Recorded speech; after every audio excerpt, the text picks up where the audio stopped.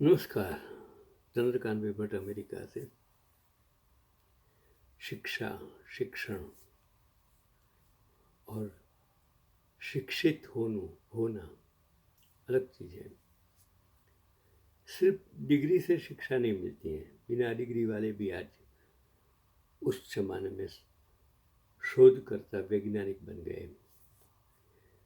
जो नॉलेज नहीं है वो भी अपनी गलत डिग्रियां बताकर अपने आप को विश्व गुरु बताने की कोशिश करते हैं। वो गलत चीज़ है।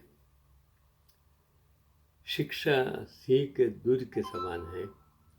जो इसे पिएगा वही दहाड़ेगा।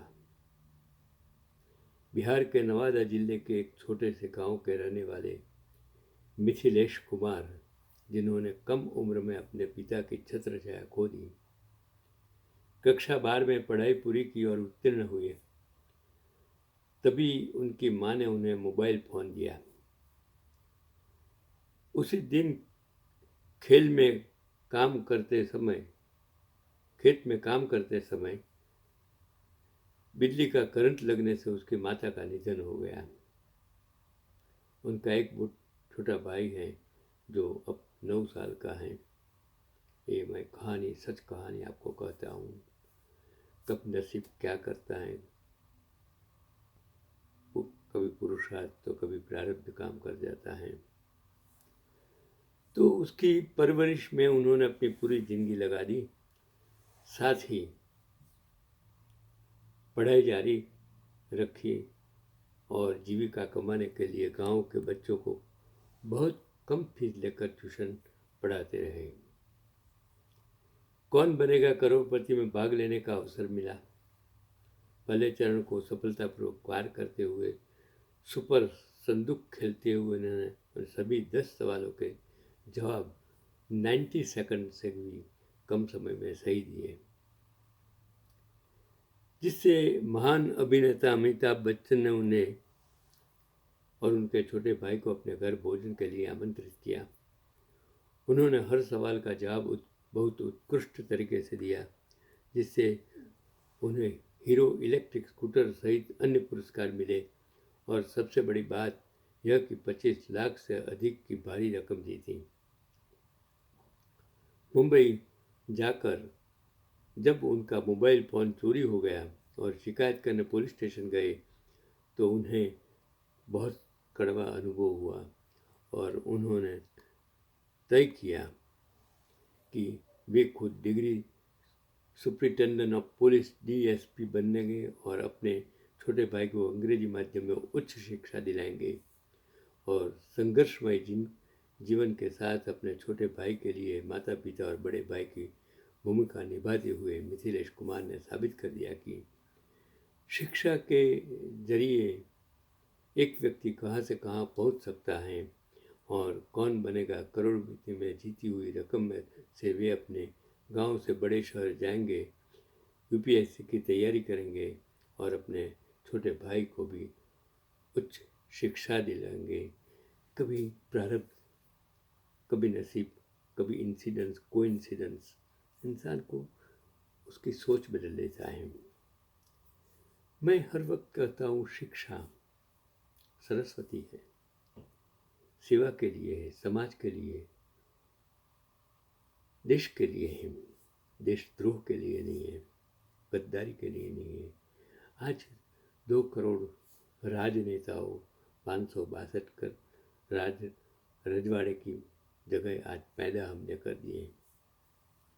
बिना डिग्री, बिना कुछ किए आज करोड़ कौन बनेगा करोड़पति, सब करोड़पति बन जाते हैं। आपको सोचने की 2 करोड़ साधु संत अपने आप को सेवा का, भगवान का माध्यम समझते हैं।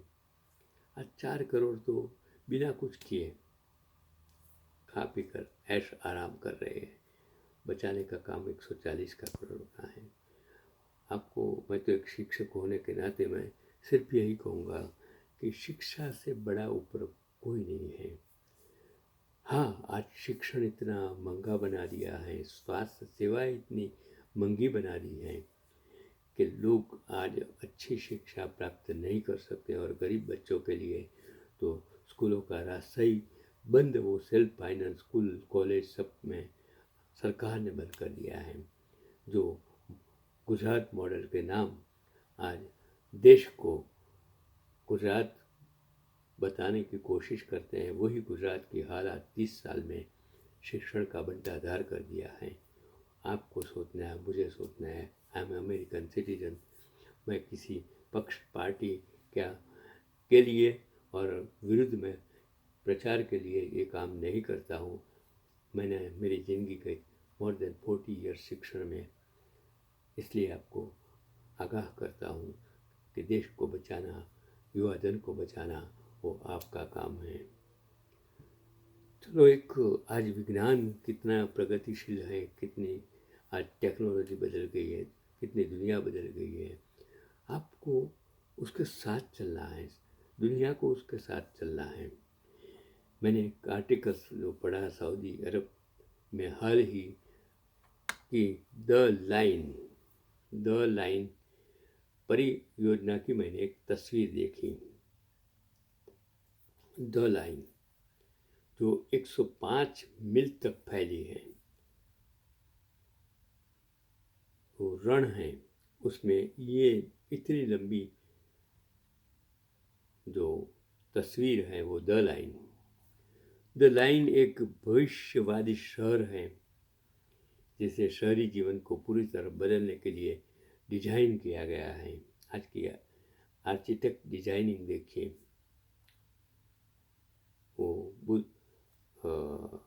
दुबई का इतना बड़ा मकान, बुर्ज खलीफा।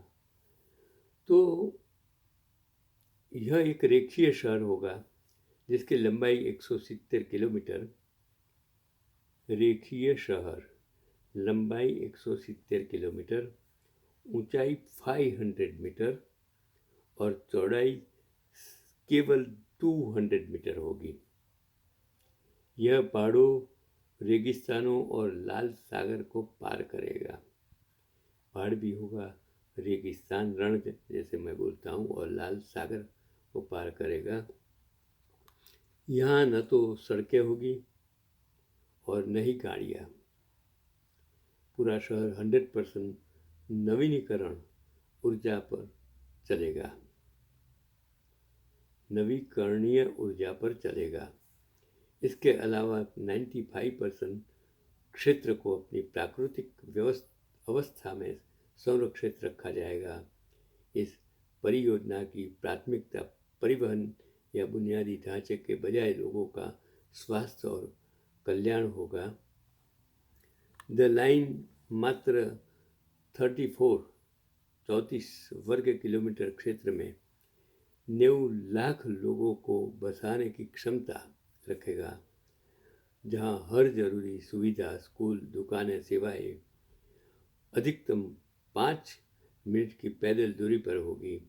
और इसके अलावा इसमें एक हाई स्पीड ट्रेन होगी जो पूरे शहर को केवल 20 मिनट में पार कर लेगी। ये टेक्नोलॉजी है।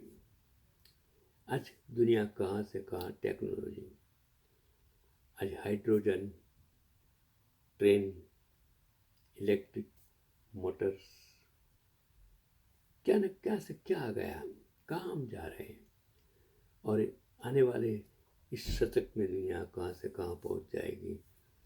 आपको भी इनके साथ चलना है। नमस्कार, चंद्रकांत भी भट्ट।